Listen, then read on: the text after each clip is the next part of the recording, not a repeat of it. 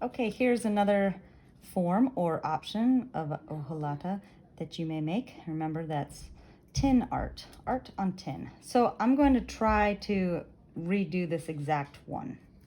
Okay, so first you will need a piece of cardboard. Any cardboard will do. This is part of a oatmeal box.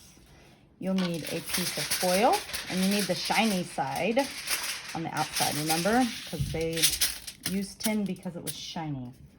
Okay, you can either draw on your cardboard or just make a design with glue. On that one, I just made the design with glue. Okay, so this is gonna take a while.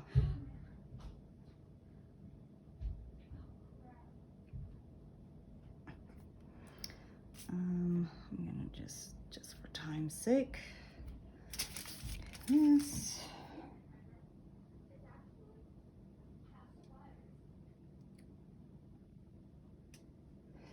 And we'll do another circle right here because I like how those look. Okay, now you have your glue. You're going to take some yarn and cut it to the size of your glue. Press it down. It doesn't matter if it hangs over a little bit. Some of mine will. I'll just come back in and cut it later. Okay, so press it down. Then we want to wait for this glue to be mostly dry.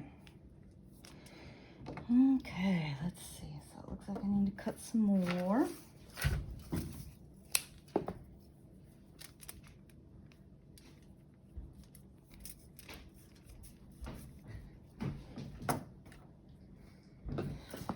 Okay, I'll cut this one right here. Little scissors. Now try to do the heart. This is a little tricky with the yarn. If you need help with the yarn, I am more than happy to do that. And even with the other one, the embossing one, if you need any help drawing, sketching, pressing, embossing, any of that, I'm happy to get you to the point of being able to color. Okay. Oops. Now, that's the thing. It's just glue and yarn, and it's pretty forgiving, so you can kind of manipulate it to make it look how you want it to look. So my circle's a little smaller. Notice the circle's bigger on here. That's easier to get the yarn around. So this could be a little tricky.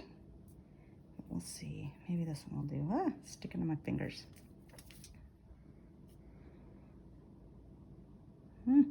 Should have made a bigger circle.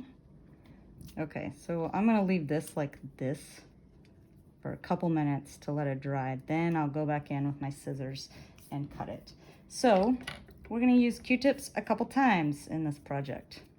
Right now, I just wanna go in and just kind of clean up the massive piles of glue there. But some glue doesn't matter because we're actually gonna go back in and put glue all over it before we turn it onto the foil.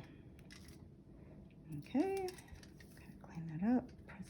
And even if we don't get these extra pieces cut off, that's fine. We're gonna fold the foil over it, and it's not that big of a deal. Paper towel, wipe off the extra glue. Now I'm gonna try with my dull scissors. Cut this off a little bit. Okay, that'll just be a bigger bump right there, but that's okay. Let's try and move it over, because remember, we want things to be spaced so we can get in between there with our permanent markers, okay? I'm gonna put this down a little bit here so it will stick. Okay, now, say this is all dried for about 5 minutes or so. We're going to go back in here and put some glue in between things. This way, the foil will stick down easier. It will be easier to color it.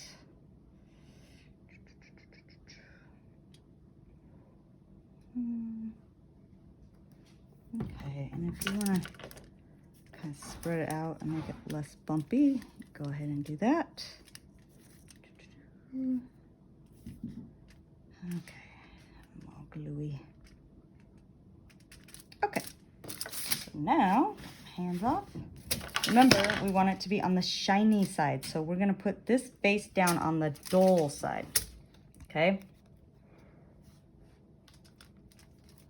Okay.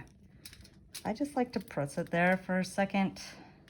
This one's wetter than it should be. Hopefully you'll wait a little longer.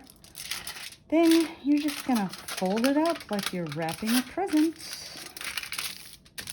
And my piece of foil was a little large, but better too big than too small. Make it all tight. You can do whatever you want with the edges. You may even want to come back later and switch it up, whatever. Okay, so, moment of truth. Let's hope that things didn't move too much because it wasn't glued down all the way, or it wasn't dry. So I just go in with a Q-tip and look, press the foil down onto that glue. You can see those lines there. I'm trying to remember where everything is. Oh, I see the outside of the heart here.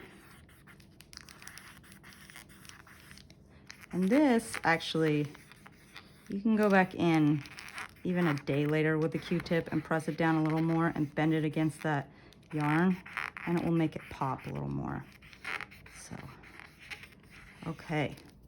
So we're gonna go around. There's my circle. Look at that. Okay, so this is just embossing on in a different way. Embossing is to carve, right? Or to stamp